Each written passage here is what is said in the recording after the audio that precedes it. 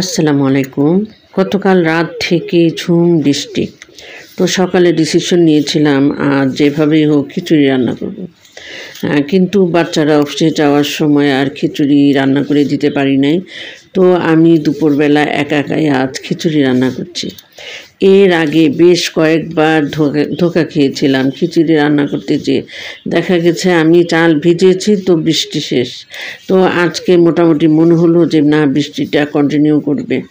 খুব দ্রুত হাতে রান্নাটা করছি। আপনারা দেখে নিচ্ছেন আমি রাইস কুকারের পটে ছোট ছোট এক পট, মানে এক পটই বলা যাবে, ছোট কাপের আমি এক পট চাল দিয়ে দিয়েছি, সামান্য একটু মুগ ডাল, তারপরে হলুদের গুঁড়ো, মরিচের গুঁড়ো, ধনে গুঁড়ো, আদা গুঁড়ো দিয়ে মাখিয়ে আমি রান্নাটা বসিয়ে দেব।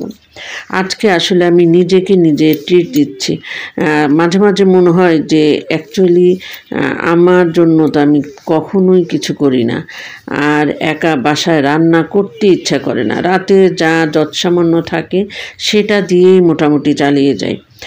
কিন্তু রাতের বেলা যখন ছেলে এবং ছেলের বাবা আসবে তখন কিন্তু বৃষ্টিটা নাও থাকতে পারে। এ কারণে আমি দ্রুত ডিসিশন নিলাম যে খিচুড়িটা রান্না করে ফেলি, তারপরে যতটুকু থাকবে বাচ্চারা আবার রাতে এসে খাবে, ওর বাবা এসে খাবে। তো যেই কথা সেই কাজ। আর আমার বাসায় শুটকি নাই, আর খিচুড়ির সাথে আমার শুধুমাত্র ভর্তা হলেই হয়ে যায়, আর কিছুই দরকার হয় না। তারপরও চিন্তা করছি যেহেতু বেগুন আছে, একটু বেগুনটাকে ভেজে ভর্তা করে ফেলবো। এই ছোট বেগুনটা ভর্তা আমার তেমন একটা ভালো লাগে না। তো আমি ন্যাচারালি এই বেগুনটাকে আমি তেলে ভেজে তারপরে ভর্তাটা করি। তো আজকে ঠিক সেটাই করছি। দুই রকমের ভর্তা করব, আর ভর্তাগুলো আমি পেঁয়াজ টেলেই করব। আমি সবসময় শুটকি ভর্তা পছন্দ করি, কিন্তু আমার কাছে আজকে শুটকি ভর্তা নাই। ফলে আমি কাঁচামরিচ আর শুকনো মরিচ একসাথে করে পেঁয়াজ আর কাঁচামরিচ দিয়ে ভর্তাটা করব। পেঁয়াজ আর রসুন দিয়ে ভর্তাটা করব। যাই হোক, আমি বেগুনটাকে চেষ্টা করছি একটু মজিয়ে নিয়ে তারপরে ভাজিটা করতে। অ্যাকচুয়ালি খুবই তেল লাগে, অনেক তেল লাগে বেগুন ভাজতে, কিন্তু এভাবে যদি একটু ঢেকে দেওয়া যায় অল্প সময়ের জন্য তাহলে কিন্তু সুন্দর করে মজে আসবে। তো আমার তেলটা একদম শুষে নিয়েছিল। এখন দিব আমি পেঁয়াজ আর শুকনো মরিচ, তো আগেই দিয়েছি আমি। তো পেঁয়াজটা মোটামুটি ভাজা হলে একদম নিশ্চিন্তে থাকা যায়। যতই ঝড় বাদল আসুক না কেন একটু পরেই কিন্তু এমন গরম শুরু হয়ে যায়, ফলে বৃষ্টির আমেজটা খুব বেশিক্ষণ আমাদের এখানে থাকে না।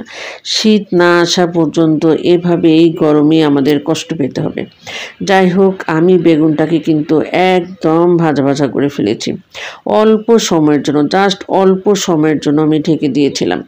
এভাবেও কিন্তু বেগুন ভাজাটা খাওয়া যায়। তারপরেও আমার কাছে মনে হয়েছে ভর্তা দিয়ে খিচুড়িটা হয়তো বা আরও বেশি ভালো লাগবে।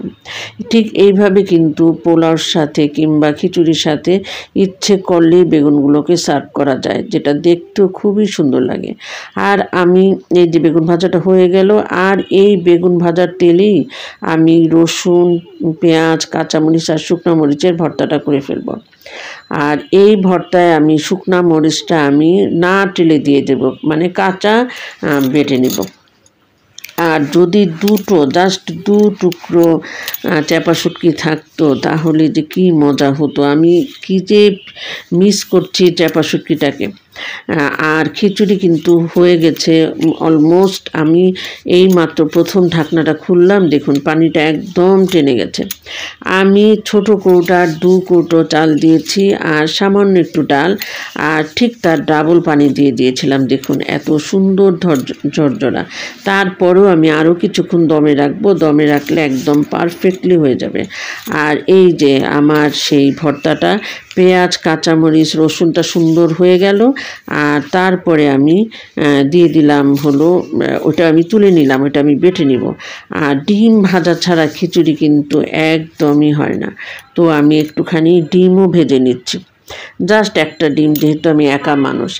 আর একটার পর একটা কথা মনে পড়ছে আর সেই জিনিসটা করছি। অ্যাকচুয়ালি দেখা যাবে আমার এই ভর্তাগুলো দিয়ে খাওয়া হয়ে যাবে, তারপরেও একটা মনের শান্তি, একটা ডিম নিজের জন্য ভেজেই দিই। মানে কি আছে জীবনে, একটা ডিমই তো, তাই না? আসলে আমরা খেতে ইচ্ছা করে না। যারা আমরা বাচ্চার মা, তারা বাচ্চাদেরকে রেখে যে কিছু খাবো, সেটা আসলে সম্ভব না। আমাদের মা খালারাও কখনো খায়নি, আমরাও আসলে পারি না। তারপরও ২-১ দিনের ব্যতিক্রম করতে হয়তোবা খারাপ লাগবে না। মেয়ে তো মেয়ের শ্বশুরবাড়িতে, আর ছেলে আছে। আর আমার ছেলেও কিন্তু খুব পছন্দ করে। আর ওরও ডিম ভাজা ছাড়া চলবে না। ও যখন সন্ধ্যার সময় অফিস থেকে বাসায় আসে, এসেই প্রথম কথাটা হলো, আম্মু খিদে লাগছে। ওর জন্য সবসময় আমার কিছু না কিছু তৈরি করে রাখতে হয়।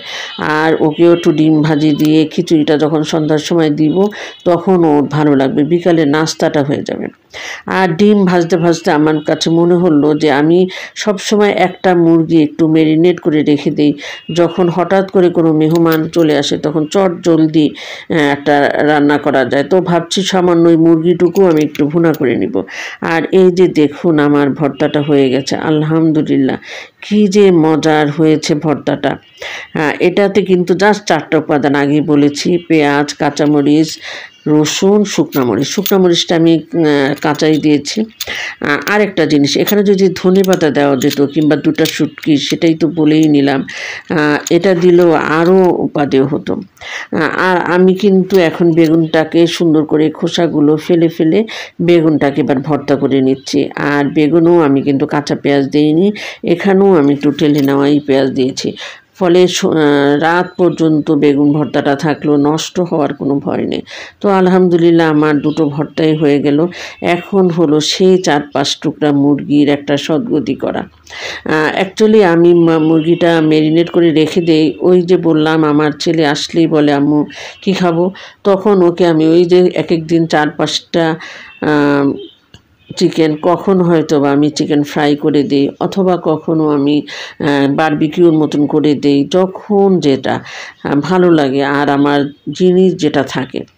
আর আমার হলো মধ্যবিত্তের সংসার, দেখা যাবে কিছু জিনিস থাকে তো কিছু জিনিস থাকে না।